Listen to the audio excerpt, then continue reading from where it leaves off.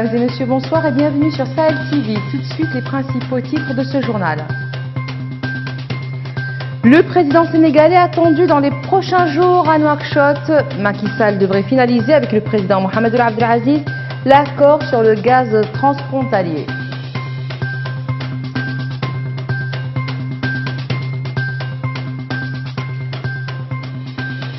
Après les jeunes, les femmes de l'Union pour la République tiennent leur premier congrès. Au menu de cette rencontre, le renouvellement des instances de la Commission nationale des femmes.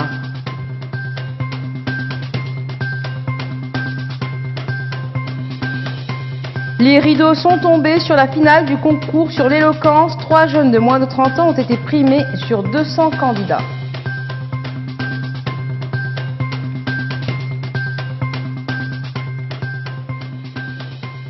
Merci d'être avec nous. Le président sénégalais Macky Sall sera à Nouakchott dans les prochains jours. Le chef de l'État sénégalais devrait mettre la touche finale à l'accord relatif à l'exploitation commune du champ gazier offshore transfrontalier Grande Tortue Ahmeyim. Il devra aussi procéder à la pose de la première pierre du pont enjambant le fleuve Sénégal et reliant les deux pays. Reportage à Hamaoula Diagana.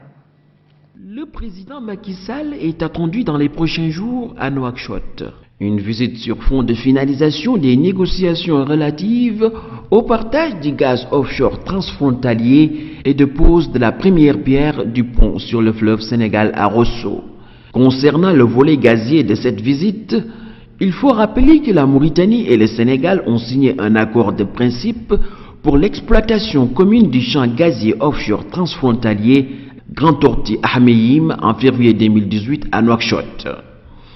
Découvert en 2015, le champ gazier offshore transfrontalier est présenté comme un site de classe mondiale avec des réserves évaluées à 25 milliards de pieds cubes, dont 8 milliards de pieds cubes pourront être exploités dès le démarrage du projet. Ce projet gazier est porté par un consortium constitué de la société américaine Cosmos Energy et British Petroleum BP. La décision finale d'investissement relative à l'exploitation de ce site gazier sera l'une des principaux enjeux de la visite du président Sall. Un tournant décisif dans les relations fraternelles entre les deux pays, mais aussi entre les deux chefs d'État, Macky Sall et Mohamed Ould Abdel Aziz. Autre temps fort de la visite du président sénégalais en Mauritanie, la pose de la première pierre du pont sur le fleuve Sénégal à Rosso. Ce projet de désenclavement des deux rives du fleuve est annoncé depuis plusieurs décennies. Son processus de réalisation a enregistré d'importantes avancées au cours de ces dernières années. Son coût est estimé à 54 milliards de francs CFA. Le financement de l'ouvrage est porté par la Banque africaine de développement BAD pour 44 millions d'euros, l'Union européenne et la Banque européenne d'investissement pour 20 millions d'euros. Le Sénégal et la Mauritanie contribueront chacun à hauteur de 5 millions d'euros. Le pont sur le fleuve à Rosso a une dimension d'intégration au plan local pour les espaces du Maghreb et de la communauté économique des États de l'Afrique de l'Ouest CEDEAO qui seront ainsi reliés.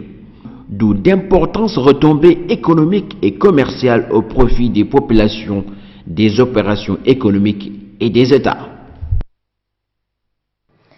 Les travaux du premier congrès ordinaire de la Commission nationale des femmes du Parti de l'Union pour la République, l'UPR, qui est le parti au pouvoir, ont débuté donc ce dimanche au centre des conférences internationales de Nouakchott. À l'ordre du jour, le renouvellement des instances de la Commission à quelques mois de l'élection présidentielle de 2019. Retour à Hamaoula Diagana. Les femmes de l'UPR au grand complet au Palais des Congrès. Une grande mobilisation pour réussir ce premier congrès qui a valeur de test pour les futures échéances électorales. L'événement verra l'élection de la présidente et des membres de la Commission nationale des femmes. Très satisfaite de la façon dont nous sommes en train de faire et les directives du président du parti, c'est dans la plus parfaite. Je peux dire que vraiment on sent que la démocratie est vraiment ancrée chez nous. On se félicite beaucoup de cette démocratie qui prévaut partout en Mauritanie. Le président du parti, Sidi Mohamed Ould Maham, s'est dit satisfait de l'organisation de ce congrès des femmes qui est une première pour sa formation politique. Cette manifestation est d'autant plus importante, a-t-il expliqué, qu'avec la transformation et l'émergence du pays, sous l'initiative du président Mohamed Ould Abdelaziz, la place de la femme dans notre société est devenue une réalité vivante. Plusieurs délégués et militantes venus de l'intérieur du pays feront entendre leur voix. Elles entendent renforcer la représentation des provinces intérieures dans les instances dirigeantes de la Commission nationale des femmes. Je viens ici au Palais des Congrès pour participer à l'élection du nouveau bureau de la Commission nationale des femmes en Mauritanie, qui est une première depuis l'accession de notre pays à la démocratie. C'est la première fois qu'il y ait un congrès d'un parti de cette envergure, le parti de l'UPR, qui a fait un congrès, le premier congrès pour élire les instances des femmes.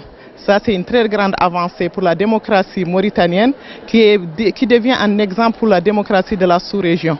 Une commission de désignation a été mise en place. Elle proposera les candidatures aux postes à pourvoir.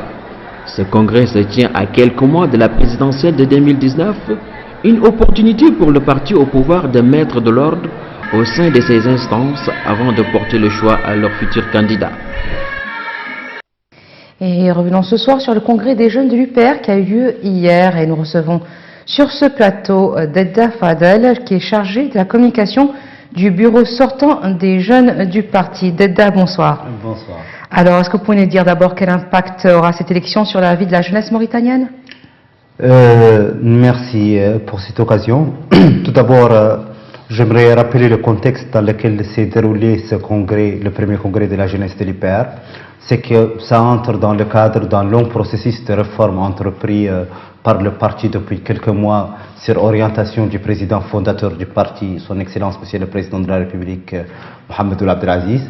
Ces réformes ont commencé par la mise en place d'une structure, d'une commission de restructuration du parti, la révision des textes et une grande campagne d'adhésion. Et puis aujourd'hui, nous arrivons à l'étape des congrès. Nous avons commencé par le congrès de la jeunesse qui est le cœur du parti, qui est le moteur, on peut dire, du parti. Donc le congrès s'est tenu dans d'excellentes conditions. Pour revenir à votre question, ça représente une réelle implication de la jeunesse que le président de la République, son Excellence M. Mohamed Ould Abdelaziz, a évoqué lors de son arrivée au pouvoir en 2009 que la place de la jeunesse doit changer, que la jeunesse devrait être impliquée pour de vrai. Il y a eu plusieurs étapes ont été faites dans ce sens, notamment la création d'un conseil de la jeunesse, un ministère de la jeunesse à part, et l'implication des jeunes dans les sphères de décision, que ce soit administrativement ou politiquement. Donc ce congrès ne représente qu'une étape parmi tant d'autres de l'implication de la jeunesse dans la vie active. Pourtant, certains évoquent un manque d'expérience de la jeunesse, un manque d'expérience au niveau des instances de la jeunesse. Qu'est-ce que vous en dites? Est-ce que les jeunes ont assez d'expérience ou non? On dit quelque part, aux âmes bien nées, la valeur n'attend point le nombre d'années. Oui, moi je dirais qu'aux âmes bien formées, la valeur n'attend un nombre d'années. Donc non, il n'y a pas un manque d'expérience. Ce qu'il y a, c'est ce prétexte que les autres évoquaient toujours pour ne pas impliquer la jeunesse, pour que la jeunesse n'ait pas son mot à dire dans les autres, c'est-à-dire les anciens, les pouvoirs précédents, pour qui la jeunesse était juste utilisée lors des campagnes électorales, et on évoquait toujours ce prétexte de manque d'expérience pour ne pas les impliquer. Comment auront-ils de l'expérience si on ne les implique pas? Non, la jeunesse aujourd'hui a prouvé qu'elle est assez mature, qu'elle est patriote, qu'elle peut avoir sa place si on l'implique réellement. Et elle a eu sa chance aujourd'hui sous le président Mohamed Ould Abdelaziz. Alors, les élections ont été transparentes, justement. Alors, vous avez eu donc ce congrès hier. Est-ce qu'il y a eu un consensus autour des résultats? Est-ce que vous pensez que les élections ont été transparentes? Est-ce qu'il y a eu des réclamations, vous qui avez assisté, qui faites partie quand même de l'ancien bureau? Le déroulement des élections était dans une atmosphère démocratique. Il n'y a pas eu de réclamation, non. Il y a eu pas un consensus, il y a eu plutôt des listes candidates. Et la direction du parti sous directive du président du parti, Maître Sidi Mohamed El Maham, était neutre. La comité d'organisation était neutre et les jeunes les jeunes ont fait une concurrence, une excellente concurrence et ont obtenu des résultats qui le prouvent, 46% contre 40% pour la deuxième liste. Donc c'est serré. Oui, c'était très serré, mais c'était démocratique et personne, même jusqu'hier, avant le décomptage, personne ne pouvait savoir qui sera le président. Donc c'était vraiment des élections démocratiques et transparentes, comme toutes les procédures qui se sont déroulées dans ce processus de réforme depuis l'adhésion, dans laquelle on a exigé la carte nationale d'identité de l'adhérent et sa présence physique. Donc parce que le parti tient à ce que ces étapes qui représentent son avenir sur plusieurs décennies soient faites de manière réelle et concrète et non pas pour l'exploitation médiatique ou politique. Donc c'est un réel changement. Alors autre changement, quels sont les changements donc du nouveau bureau par rapport à l'ancien bureau? Pour le nouveau bureau, nous lui souhaitons bonne chance. On voit déjà comme changement le fait que ce bureau a été choisi par les jeunes, les délégués des jeunes du parti sur l'étendue du territoire national. Donc c'est le bureau qui représente vraiment la jeunesse de l'Union pour la République. Nous espérons qu'il pourra poursuivre les étapes déjà engagées et qu'il pourra donner à la jeunesse la place qui lui sied et la représenter de manière effective dans les instances de décision. Parce que comme je viens de le souligner, la jeunesse de l'IPR, contrairement aux jeunes des partis des pouvoirs des autres époques, sont impliqués dans les sphères de décision, ils sont concertés, ils ont leur mot à dire et ils ne sont plus... ils ont une présence. Exactement, merci. Voilà, alors merci à vous d'être venu sur notre plateau. Donc je rappelle donc que vous êtes le chargé de la communication du bureau sortant des jeunes du parti et journaliste. Merci. Les lauréats du concours sur l'éloquence ont été primés hier. Ils étaient 200 candidats à se présenter à ce concours organisé par l'association Traversée Mauritanie, en partenariat avec l'Assemblée nationale, le ministère de la Culture et l'UNICEF. Hamadou Diagana.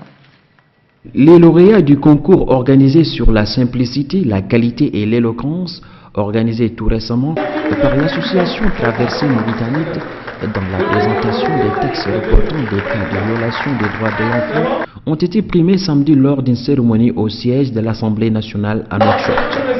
Le concours, organisé à l'occasion de la Journée internationale de l'enfant, 3 décembre de chaque année, a vu la participation de 200 postulants, dont les 3 premiers ont été primés à travers des prix et des attestations d'encouragement. Mariam est née, elle venait de nulle part et ignorait là où elle devait aller.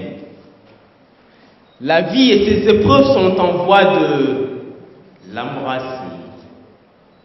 En 9 ans déjà orpheline, Mariam vit à présent chez son oncle Aline, faisant des hommes des griots qu'il a chantés dû à l'avenir beauté qu'elle avait. C'est l'histoire d'une pauvre adolescente qui fait pleurer. S'exprimant pour l'occasion, le vice-président de l'Assemblée nationale, M. Cheikhani Oulboïba, a souligné l'intérêt capital que revêt l'éducation des enfants qui sont les hommes de demain et les bâtisseurs de l'avenir du pays. Il a également commenté le thème du concours, notant qu'il contribue au renforcement des capacités linguistiques, de communication et d'expression des enfants qui auront éventuellement la charge de transmettre nos idées et notre culture à l'autre. Le député Beiba a également souligné que tout message transmis avec éloquence et simplicité, son contenu sera rapidement compris. Il a enfin remercié l'UNICEF et l'association Traversée Mauritanie pour l'organisation de cet important concours dont les répercussions seront bénéfiques pour le renforcement des capacités de postulants dans les domaines du concours. Actualité internationale au Mali, au moins 15 civils ont été tués cette semaine dans des violences entre ethnies rivales dans le centre du pays. Les victimes, membres de la communauté Peul du Mali, ont péri dans une série d'attaques menées dans leur village par des hommes armés appartenant à un autre groupe ethnique. La dernière des attaques a eu lieu mercredi dernier. Les éleveurs Peul sont souvent pris pour cible par des milices ethniques qui les accusent de soutenir les djihadistes. Les violences communautaires dans le centre du Mali ont causé la mort de centaines de personnes et poussé des milliers d'autres à fuir leur maison pour le nord du pays. Selon les Nations Unies, la région de Mopti, au centre du Mali, a connu les pires affrontements ethniques de l'histoire du pays. Le ministre de la Défense du Niger, Kalla Moutari, a déclaré craindre des attaques du groupe djihadiste Boko Haram contre les forces nigériennes début 2019 et souhaiter former des forces spéciales contre les djihadistes. Lors d'une intervention devant le Parlement, le ministre a rappelé la situation préoccupante au Nigeria voisin où des bases militaires ont été défaites récemment par Boko Haram. Les combattants de Boko Haram ont pu se ravitailler en matériel, ils ont pu se revigorer selon lui. Il craint des incursions des insurgés nigérians sur le sol nigérien. Le ministre a également estimé qu'une armée classique ne pourra peut-être pas venir à bout de Boko Haram et a annoncé que le Niger a décidé de former sur place ses forces spéciales par les armées de France, d'Italie et des États-Unis. Moutari a par ailleurs donné un bilan d'une opération menée par la force mixte multinationale contre Boko Haram au premier semestre 2018. Le ministre n'a pas précisé la date à laquelle cette opération a été menée. Togo, le calme est revenu à Lomé au lendemain d'une tentative de manifestation réprimée par la police qui a causé la mort de 2 personnes, dont un enfant. La jeune victime a été tuée par balle dans le quartier d'Agoé, dans le nord de la capitale, en marge d'affrontement entre manifestants et forces de l'ordre. Selon un proche parent, c'est un agent en tenue qui a tiré à bout portant sur lui, alors que selon le gouvernement, l'enfant a été abattu par des individus descendus d'un véhicule non immatriculé. L'opposition a dénoncé cette répression. Et en Suède, aujourd'hui, premier pourparlers direct entre les parties engagées dans la guerre au Yémen.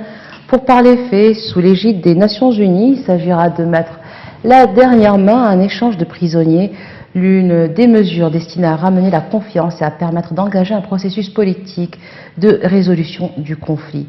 Depuis le début de ces pourparlers jeudi, les responsables des Nations Unies effectuaient la navette entre la délégation des Houthis, milice chiite appuyée par Téhéran, et celle du gouvernement du président Abdrabou Mansour Hadi, qui est soutenu par une coalition militaire arabe. Ces premières négociations, en plus de 2 ans, se sont ouvertes sous la pression des pays occidentaux, dont certains fournissent armes et renseignements à l'Arabie Saoudite, comme à d'autres pays de la coalition arabe anti-Houthi. Le président français Emmanuel Macron recevra demain les partenaires sociaux à l'Élysée après l'acte 4 de la mobilisation des Gilets jaunes hier samedi.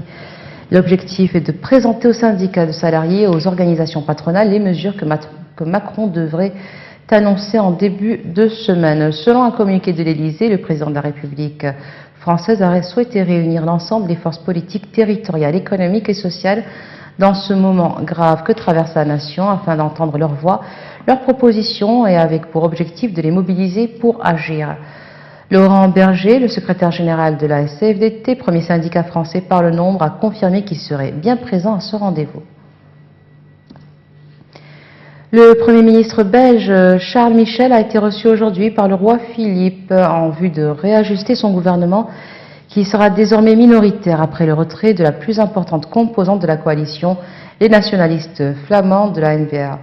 La N-VA, qui est aussi le plus important parti au Parlement, a annoncé hier soir qu'elle retirait ses ministres de la coalition. Charles Michel ayant rejeté sa demande de revenir sur le projet de signer le pacte de l'ONU sur les migrations en début de semaine prochaine à Marrakech. La coalition au pouvoir depuis 2014 ne compte désormais plus que 3 partis, le mouvement réformateur de Charles Michel et 2 partis flamands. Les élections législatives fédérales étant prévues de toute façon au mois de mai, nombre d'observateurs s'attendent à ce que le calendrier électoral ne soit pas bouleversé. Et voilà, ce sera tout pour aujourd'hui. Tout de suite le rappel des titres. Le président sénégalais attendu dans les prochains jours à Nouakchott. Macky Sall devrait finaliser avec le président Ould Abdelaziz l'accord sur le gaz transfrontalier.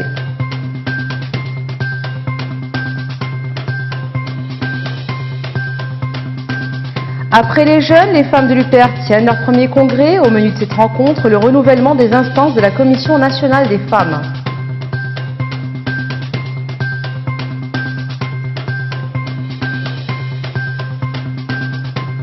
Les rideaux sont tombés sur la finale du concours sur l'éloquence. 3 jeunes de moins de 30 ans ont été primés sur un total de 200 candidats.